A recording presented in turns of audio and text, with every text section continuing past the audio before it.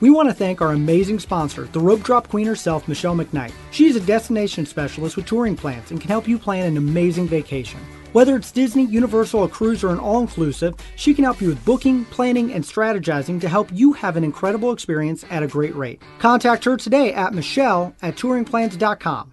Now, on to the show. Helping you navigate the Disney parks. With the hope that it will be a source of joy and inspiration to all the world. You're listening to Rope Drop Radio. Welcome to another Rope Drop Radio. Derek and Doug talking all things Disney. And Doug, we are coming up on the 50th anniversary of Walt Disney World, which is pretty amazing. We have not been going for 50 years due to looking at age and calendar, but we have been going for a long time. So today we are preparing for the 50th by talking about some memories, some nostalgia that we have when we go down to the parks. Derek's a huge fan of nostalgia, so we had to. It's true. I mean, the new Ghostbusters movie I will be seeing opening day. I am all about nostalgia. And if it's not nostalgic enough, he'll be angry, like Always. At the Star Wars franchise. Absolutely. I am actually still. Mm-hmm. But we're going to talk more about that on Patreon as well, this Star Wars franchise and some things that were released this last week. So if you want to hear more about that, you're going to have to join our Patreon community. No new Patrons this week, but be sure to check out the link in our show notes for how you can help support the show. But Doug, we did get a new review after literally begging for it. Yes, but first let's thank two longtime patrons, Matt Stout and Todd Cook. Oh, yeah, great guys. You. Yes, thank you. Long-time patrons. All right, and Apple Podcasts review. Someone saved us this week, and I don't just have to cry tears. All right, here it is. The best Disney Parks podcast by Disney Dan 26. No recent reviews? Criminal. Derek and Doug are fantastic resources with years of Disney Parks knowledge, and they convey it in a fun and unique way. Thanks for all of the great entertainment, guys. I'll be looking for you around the parks next week as I'll be there with my wife on and around the 50th. See you there. Dan from Michigan. Thank you, Dan, for leaving the review, keeping us going on that. There we are. Now we need someone else. Step up, and your name will be read next week. And our 50th anniversary is coming up, so if we have like 2 or 3 reviews, you might get in our big 50th special. Yeah. I will be there taking in all the festivities and eating all these special cupcakes. I'm jealous. You will be there. I won't be. But I will be. It's a 1.5 year long celebration, Doug. I have plenty of trips booked in that time. All right, and speaking of that time, let's talk about a little Disney news. Disney news today is brought to you by Kingdom Strollers, where we have a link on our website, WDW Rope Droppers, where you can go and book your Kingdom Stroller right through that link. And Kingdom Strollers is great. They bring the stroller to your resort. They pick it up from your resort. Pretty fantastic. Derek, you've used them many times. Many times. So, yeah, if you're having any problems, send us a message. We'll send you the link directly and help us out and help them out as well. That's right. So, on to our news. All right, we have a couple little things we will get to real quick. Space 220 open to standby this week, where they let a mob of people stand by. That was a lot of people standing. So we complain when they open reservations weird because it's hard to get a reservation. But then we also, as a Disney community, complain when they just let a mob of people mob. So, hey, I guess no matter what, Disney's going to get complaints about. Oh, I'm not complaining because guess who got a reservation? Who this guy. That's awesome. I'm glad you got one. It was not the simplest of tasks getting Space 220s. The bigger the group, the bigger the struggle. Yeah, shout out to Michelle for helping me on that one. Thank you. That was a trip you have booked with her, and she got you one. We have a Thanksgiving trip. We were not able to get it on the day we wanted, but 2 days later for our family. So Michelle didn't even get ours on that day. It was rough, but I think it's going to continue to be rough. However, the price point might deter a few people, but I didn't even care. This is one of those restaurants. I know it's fixed price. I looked at it. I don't even care. I'm going. What you could offer, it could have been double the price, and I would go at least once. Hopefully, talk about it soon. All right, and then we also have some news about PhilharMagic going down for a month as they add the Coco scene. Derek, is that going to get you back into PhilharMagic? I actually went the last time I was at the parks, but you know what? I'll Oh, go you didn't again. need it. All right. It will get me back in there. All right. And then some Rise of the Resistance news. What surprise did they throw at us this time, Derek? That they're finally opening up the standby line, which blows my mind. Yes, they are pausing. That's the word they use. Pausing the virtual queue system at Rise of the Resistance. Now, it was pointed out to me when I mentioned it's just paused because it's not very busy right now. Someone else reminded me that Primeval Whirl was paused as well. So we will see. How long can those lines get before they start kicking them out of line? I I do not know. Yeah. I don't know. Or when will we see the virtual queue come back? Yeah, we'll see. It'll be an interesting one. All I know is I'm glad I've done it a lot of times and I don't have to fight lines to do it again. That's right. All right, on to our show for the day, Derek. The main topic, the Disney nostalgia. Everyone has memories, whether it be from their first trip or most recent trip, and things can trigger memories, whether it be walking down Main Street for the first time and remembering every time you walk down Main Street and remembering your first time walking down Main Street. But yeah, there's all sorts of things at Walt Disney World that trigger fun memories and experiences that we all have. And they're a lot of fun to discuss, and you'll get to learn more about Doug and I on this week's episode. We share some of our favorite nostalgic memories. Yes, nostalgia. We're going to do a top 10 or top 15 at this point. I don't know how many we each have, so we'll just kind of go for the next little bit, Doug, and we'll see how it goes. All right. Do you want to kick it off, Derek? What's your first nostalgic item? I can. So I'm going with 3 character meet and greets, all in one, because I see these 3 characters. Three for one. 3 for 1. I'm going big right out of the gate. So Ariel, Buzz Lightyear, and Mickey Mouse. Ariel, my first experience with my daughter when she was 3 at a Disney park. She actually has a picture of Ariel up in her bedroom. She actually brought it up tonight, which is like, okay, I got to make sure this is in the show. But she will always remember that first time meeting Ariel. I will always remember her meeting Ariel. And every time I see Ariel, I'm reminded that we met her and how much my daughter loved meeting her. And the same thing goes with my boy Declan meeting Buzz Lightyear. He was in full Buzz Lightyear dress with Buzz Lightyear ears. Buzz actually stopped and signed his Buzz Lightyear ears, which the cast member says Buzz never does. So it was just a huge moment. We have that picture up on our wall as well. And then, of course, my littlest, who is obsessed with Mickey Mouse, meeting birthday Mickey and Minnie at the same time. I did not think he was ever going to stop hugging. I mean, it was like a 17.5-minute hug, and we might still be there if we didn't finally pull him out. But yeah, it was just such a magical memory. And so those are the 3 characters that my 3 kids have had incredible interactions with, that I can never look at those characters the same again, because those always remind me of those moments. Nice. Every time you see them, a little trigger, right? That's a good one. 3 for 1, though. I had to don't throw have it a in 3 there. I for got to 1. do that. Yeah. Yeah. I like to bend rules, Doug. I know. Why do we didn't really make rules for this, so I guess we're just bending the time frame continuum here. All right. So my first one, Derek, is every time I go to Ohana, it brings back memories of the first time I went there as a family of 5. So like it was just a great meal. I'd never been there, at least not in its current iteration. I don't think Michelle had either, and the kids definitely hadn't. So Alden was just like 3 at the time. By the end of the meal, he was essentially covered with like noodles and wings, and all of the food was on him. He was wearing Ohana at the age of 3.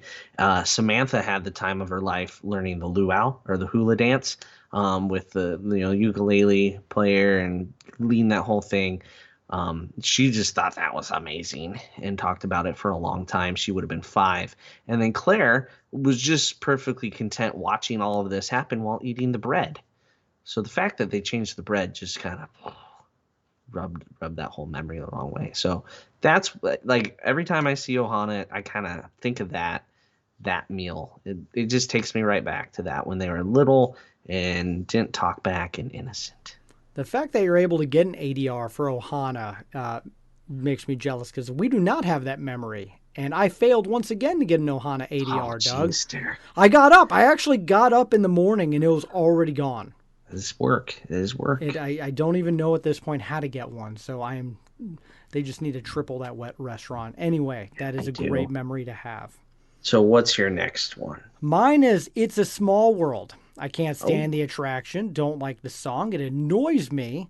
But it was my mom's favorite ride. And anytime I went to Walt Disney World as a family, my mom made sure that we all did it together. It was her one request every single time. Part of it, I think, because she knows it annoys me so much that she loved it. But it was her favorite attraction. And now, even when we do It's a Small World, because I do still do it with my wife and kids, it still annoys me. But it always reminds me of waiting in line and my mom being really excited and talking to me about it. And she always loved going. So it's a little less annoying because it reminds me of my mom, who, of course, did pass away. And it's just been a little remembrance. Small world after all, Doug. Small world. My next one, can I piggyback off? Sure, go for that. It's a mom memory with It's a Small World as well. Oh, wow. Yeah. And so you just telling your story, a little nostalgic, except different. So trip when I was in kindergarten, my little brother was like 1-ish, 1.5, somewhere in there. And he loved It's a Small World. And just, he's always kind of just been demanding, but he demanded to go back on it over and over and over again. So my mom took him on It's a Small World on like an endless loop of get out of line, get back in line, get out of line. While my sister and my father and I went and did actual things at Magic Kingdom. And we had to keep checking in on my mother. And she looked so miserable. She was so tired of the song because she had done it so many times. You know very well, I love to go on It's a Small World at least once a trip. Even when it was just us on a rope drop trip, I was like, Small World, let's do it. And everybody looks at me like I'm crazy. But when I think of It's a Small World, I remember back to the pain and misery that my mother would go through to make my brother happy. And by doing that, it also made my sister and I happy too, because we didn't have to deal with the baby. The things I am learning as a parent of 3 children that we do to make our kids happy is ridiculous. Right? I just thought we did Casey's Train at Disneyland 3 times in a row. 3 times in a row. At bad. like Just really watch at it. rope drop roughly time. So yeah. Yep. Been there. So there you go. Your story triggered a story from a story. So there you go. See, look at this. That's how it works, Disney guys. Nostalgia's contagious. It does. So today I go, honey, what is something from our honeymoon? And we kind of talked a lot about different areas. We got pictures and fun things that we did. But the one memory that I always have from our honeymoon is every time I go into Animal Kingdom, especially when I ride Everest, I'm always triggered because on our honeymoon, I'm a Disney rope dropper for life. My wife was a Disney lover, not a rope dropper. But she knew I'd always wanted to go to Animal Kingdom. It was like the number one thing I wanted to do. I wanted to ride Everest. And so we were the first ones at the park. And as soon as the rope dropped, my wife starts sprinting. We've been married for only a handful of days. And I'm like, oh, wow. And I'm like laughing the whole time trying to keep up with her. And we get back to Everest. We're the very first ones on Everest. We rode it so fast that we got off. We saw the mob. We were able to ride Everest again before people had gotten there. And it was just one of those moments, you know, when you marry that person, and especially in the Disney community, Disney people need to marry other Disney people. They're like, all right, I made a good choice. But every time on an Everest, and my wife and I always try to ride it together, it always brings back our honeymoon where we really first were able to rope drop together. Thus, 10 years down the road, here we are, actually married on 12 years. We're doing a podcast called Rope Drop Radio. How about that? Yep. And that would have had to be brand new, right? It was Everest the first year. It just started Disco Yeti. I had to look it up. But yeah, Disco Yeti had just started. Like, so we missed. Yeah, the Yeti only worked for not very long. My wife is convinced that she saw it working, and I had to look up the exact times, and we just missed it. There's like 6 people that saw it working correctly. Yeah. It's like... Now, I think we may have gotten like the B mode where it was running really slow, but not the full-on that we all missed. Somebody get a flashlight. Hashtag bring back the Yeti. Yeah. Now they're going to do something to it, but they're not really bringing it to life. motion projection something or other. All right, well, I'm gonna go that route as well. Animal Kingdom, honeymoon memory. Uh, my first time in Animal Kingdom ever, and like Cali River Rapids. Yeah, let's do it. No idea we were gonna get that soaked. That was pretty much one of the few times I've really done it. I had no idea. I was drenched head to toe, like totally. Like the whole wave came over me and Michelle. And it was miserable after that. It's a great memory. That's Yeah, one one of attraction I those. still have not done.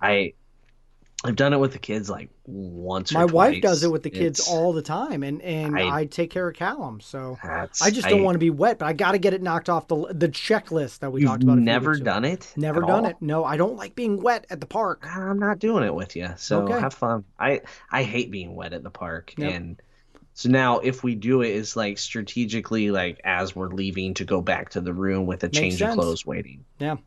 and shoes. Yeah. Yeah. Also, we Yeah. always go in February, Doug, and it's not the It's warmest never time of open, the year, and it's not right? open. That's right. Yeah. Yeah, so there's mine. Honeymoon. That's one of the honeymoon memories is like we did Cali River Rapids all naive to not realizing we were going to get drenched. Yeah. Yeah. All right, back to you, sir. All right. Well, I turned 21 and my mom wanted to go to Walt Disney World for New Year's. She thought, "Hey, drinking at Walt Disney World with my son and my dad would be a fun memory." And one, it's busy, and we learned that the hard way. But two, we did have a good time. And every time I go to Disney Springs, back then it was downtown Disney, I'm always reminded of the fun night in Disney. I wish they brought this back, but they used to do a really cool New Year's party down in downtown Disney. So two bars that I always have memory of being with my family is Raglan Road, and then we also went to Coronado and drank at Rick's. So those two places was like first time drinking with my parents too. So I'm always reminded of that when I turned 21 and we went to that was my mom's big idea. We got to go to Walt Disney World for a 21st birthday celebration. Nice. Did you stay at Coronado? No, Is that we actually stayed at the Nickelodeon Hotel, which is a okay? whole different weird memory. But Yeah. yeah, but well, they used to do a really good bus transfer Mhm. back then. But Used to, yeah. yeah, so Yeah. yeah, it's not even there anymore. But No. yeah, that was fun. First time, being able to drink with my parents, and they wanted to go big, and I gotta say, that downtown Disney celebration that they did was definitely big and totally wild. cool. So. Wish they still bring it back. That's another thing. Bring back that and the Yeti. All right. I'm gonna go out to sea for one real quick here. This is a weird one. So our first 7-night fantasy cruise, we tended to eat in cabanas, breakfast and lunch most days at the same table. By the end of the trip, like the servers in that area, like I think they were looking for us. And it's this round table that has like a palm tree, and so the kids started calling it our table. So now every time I like walk past that, I remember back to that trip because they were still pretty young. They loved absolutely everything about the cruise. We did so many family activities, like the five of us together. Nobody was going their own separate ways. Nobody even had their own agenda. They weren't looking at the itinerary and saying I want to do this and this. It was just as a unit they did what they were told and had fun. And so when I see that table, I just remember some of our meals around it. Like we had one trivia, so we're all wearing our winner medals around that, and people are asking how we are winners and all that sort of stuff. So this one round table in cabanas, there's two of them actually, but it triggers that back to that particular cruise. Eastern Caribbean, 7-night, not a Star Wars Day at Sea, not a this or that. It was just a straight up regular cruise in the middle of January, and some great memories. And for some reason, a table causes that nostalgia. It can do it. Yeah. There you go. A table. Table. Well, I'm going to throw a ride in there, and Good. one that all my kids were talking about today, actually. And they call it the Goofy Coaster, and that's, of course, Barnstormer. And all three of my kids, that was their first roller coaster. I have videos of all my kids on it, one of them being hilarious with Yes. Declan on there. And literally, I cannot go by that without thinking about it. I mean, on our rope drop radio trip, we're out there taking pictures of Tron, and I'm like, oh, I love doing this. And even on when we were there for Mickey's Not So Scary, I think I did it like 5 times in a row, and my wife probably 2 or 3 times. So it is one that my kids love. I love. Hopefully one day that I'm able to take my grandkids on for their coaster and, keep that tradition going as well. But that is definitely a fun one that hopefully a lot of parents get to experience their kids' first death-defying drop down that 38-second ride. It still scares me. I know it does. Claire was the only one of my kids that was entertaining. She just screamed, "I can't handle this" the entire time. But the other two, they were like, okay, what's bigger? Yep. So Declan's video, though. Oh, it's great. I Pure terror. find it and post it again. Madison has it. I will make sure she does it. And I'm bummed because Callum did it this last trip and he had a mask on. We had to wear masks, and I'm just like, this is one of those rides where I'm like, I wish I could see your face, because you can see it in his eyes, but I just wish you could see it in his mouth too. One of those few times that gets in the way. And Yep. That's a good one, Derek. Yep. I like it. The old Barnstormer. A lot of people It's also sleep on the Barnstormer. It's the Goofy Coaster in our house. Okay, my bad. Yep. My bad. All right, well, I'm going to talk about a ride here that triggers some nostalgia for me, and that's the Seas to Nemo and Friends. Now, the ride itself doesn't trigger a hint of nostalgia, but going into the building, the layout of the queue, and what used to be, knowing that there was the hydrolator that took you nowhere, and then into the attraction, into the aquarium. The aquarium's still basically the same, right? Other than some Nemo touches here and there, but that just, it causes, for some reason, that queue when I'm walking through it, like flashbacks to childhood of the original Seas, the Horizons, World of Motion, just and imagination what it was. For some reason, that's where Epcot just makes me think, I miss that. I really do. I miss the edutainment aspect. I think that's why I like Living with the Land so much. It's because it's still edutainment. It's educational, entertaining, all at the same time. The entertainment level of Living with the Land is questionable, but it's more educational. But the Seas triggers it for me, and I don't know why. Imagination doesn't trigger it for me. It more makes me just angry. Yeah, but absolutely. I agree. Because the part about imagination that frustrates me the most is after the ride. The ride doesn't even make me. It's fun. It has the song. They fixed that. The song's in there. Figment's in there. They cut off half the ride, but okay. I can get over that. But the after part is all you have to do is be a good children's museum. Exactly. That's it. Yep. That's the bar. You have to be at the same level as the Omaha Children's Museum. That doesn't sound like asking a lot. We are members of the World. Lincoln Children's Museum. And we love it. Right? That's all you have to be. Yep. And they have like 5 stupid computer stations. That's all broken every time. A thing where you wave your arms that makes noise, which is basically the web slingers. Yep. But the same technology as a sensor. I mean, they had Wreck-It Ralph meet and greet, and I was like, that was that's the highlight. But it's defeating the purpose. Right? Like,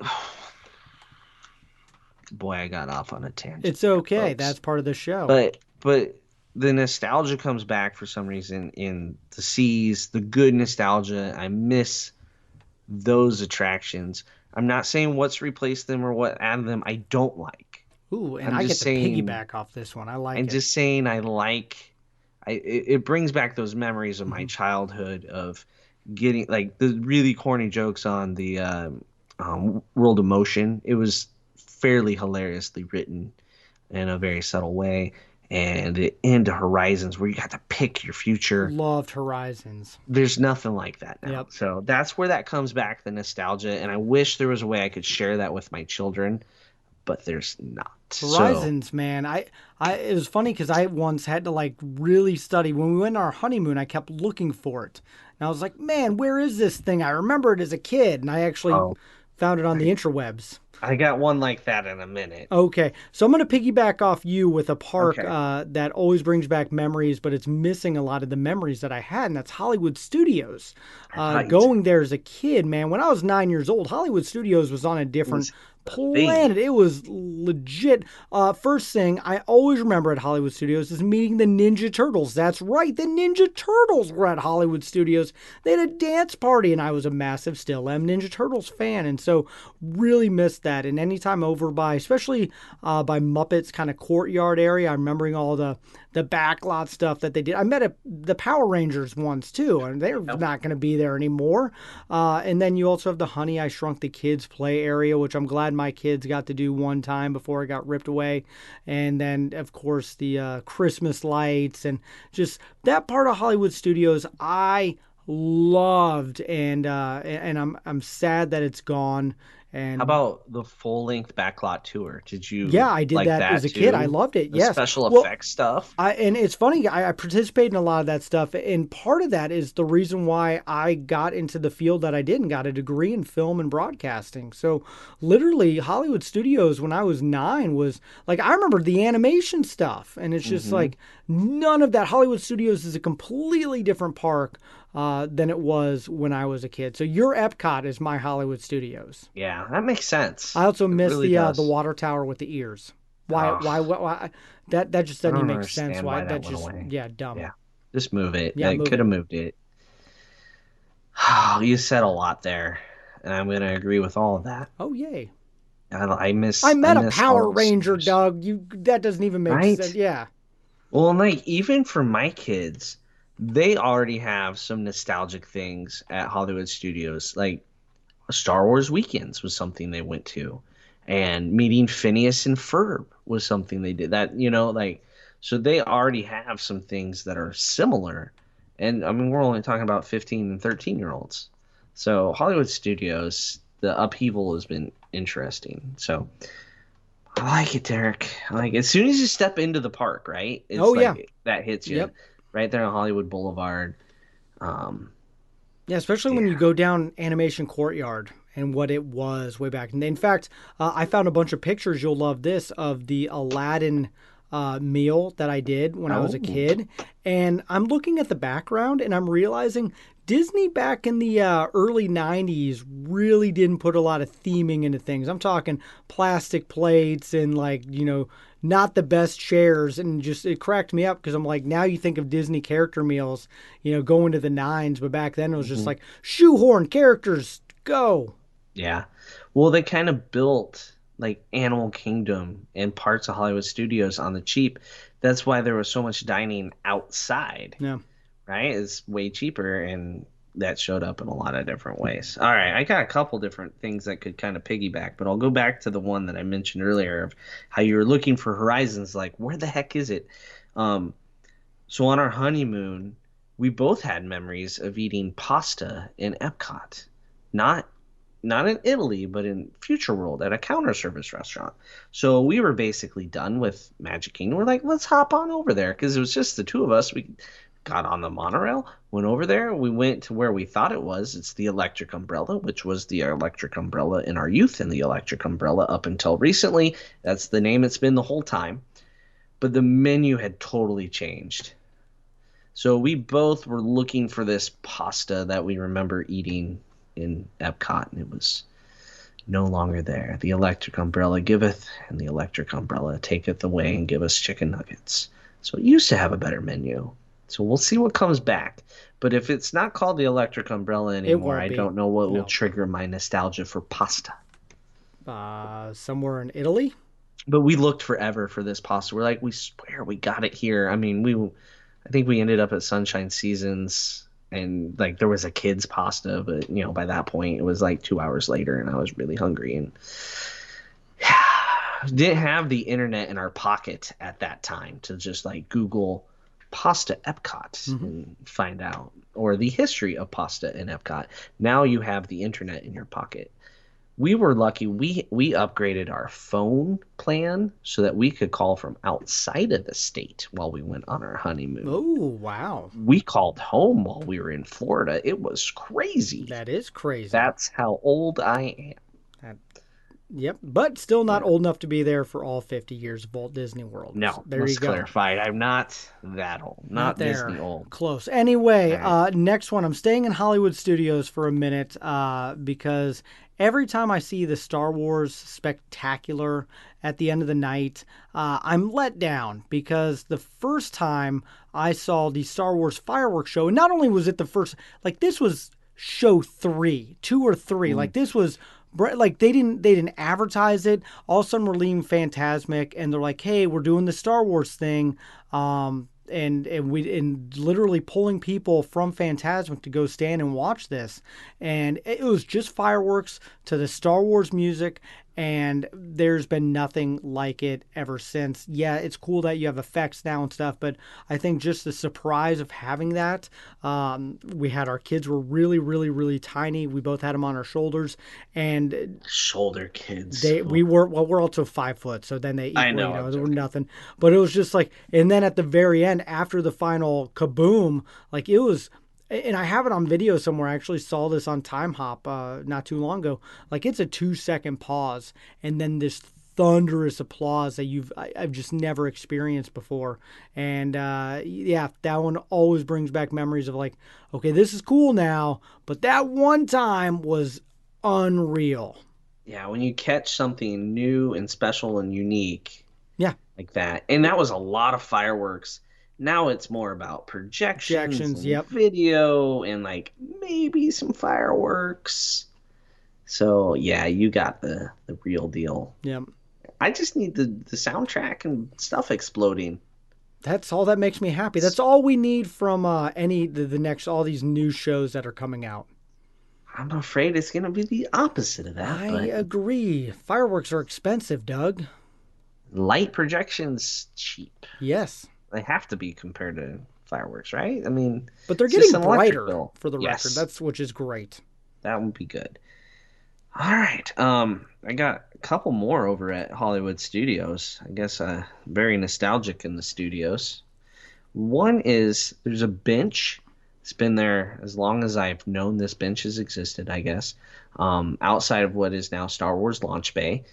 It wasn't Star Wars Launch Bay back in the day, but it's where we sat to wait for Annie from Little Einsteins for like 2 hours because Samantha wasn't leaving until she met Annie.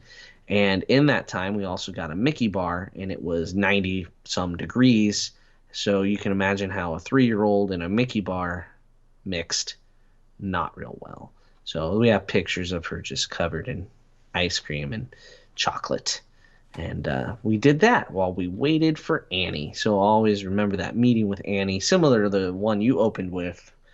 She tackled Annie, which was interesting too. We felt pretty bad for poor Annie as our 3-year-old daughter, who was teeny tiny, took down a character. Like took her down to the ground. They had That their happens. meat sitting on the ground because she jumped on her.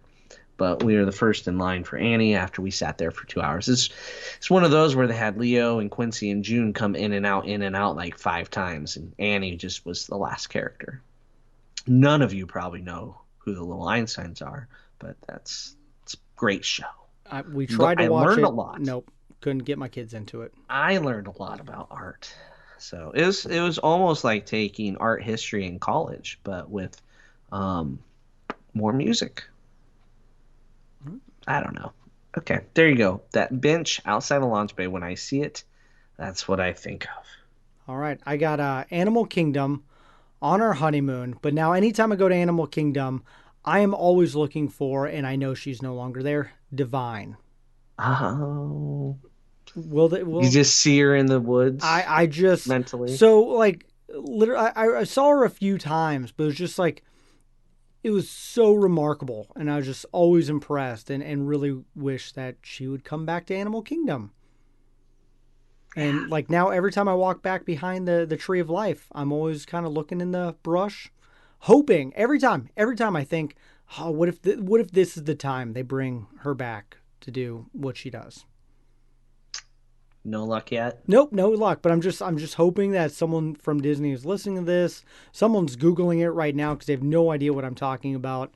But do it, and you can find the mystical character of the woods of Animal Kingdom.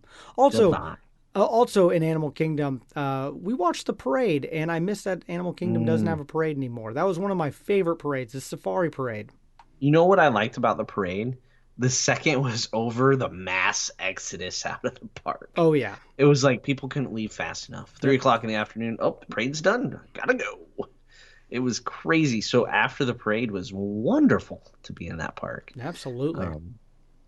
Yeah, we'll see if Kite Tails can kind of replace it. If it's I like don't know. DuckTales, then we'll be fine. If it is, I don't. What if it's the DuckTales characters flying the kites? Right? Oh my gosh, that's a great idea. Disney, do it. Derek, how on a scale of 1 to 10, 10 being the most disappointed you could possibly be, 1 being not disappointed at all. If Kite Tails does not involve the DuckTales theme song, where do you fall? You said 10's the most disappointed? Yeah, 9.3. yeah, okay. Like, it's called Kite Tails. It Yep. has to have it, right? Plus, all the DuckTale characters are there. I just have no idea what they're going to do. It's just going to be kites. It's going to be annoying. Anyway, there'll be a opposite of nostalgia. Opposite of nostalgia. Yeah, I hope it has DuckTales in it. All right. That's a good one, Derek. That parade and Divine, all good things. All right, I got another one here. Just the lack of seeing, people are going to judge me for this. I'm aware. I'm okay with that. The Sorcerer's Hat. I miss the Sorcerer's I Hat. miss it too. I don't know what's wrong with me because the Chinese theater is the viewpoint of my childhood. The Sorcerer's Hat Sorcerer's Hat's mine. was the viewpoint of me going with children.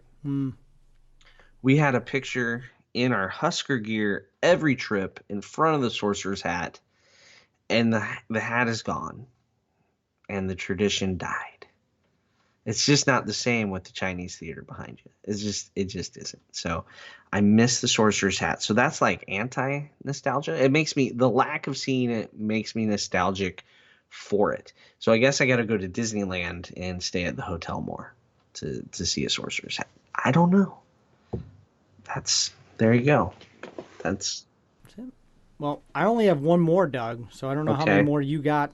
The only place in Epcot that brings back all the feelings, and I always make a way to stop and enjoy it, is Canada, because my family is Canadian. My mom was Canadian, and our first trip to Walt Disney World, we probably spent half a day in the Canadian pavilion because my mom was homesick, and just it's always great to take in the movie and the scenes, and it is one of my favorite pavilions by far. So love that, and every time now I try to make sure, especially I take my daughter up to where you can look out over the water and kind of that little one of my favorite places in Epcot where you kind of feel like you're at a theme park.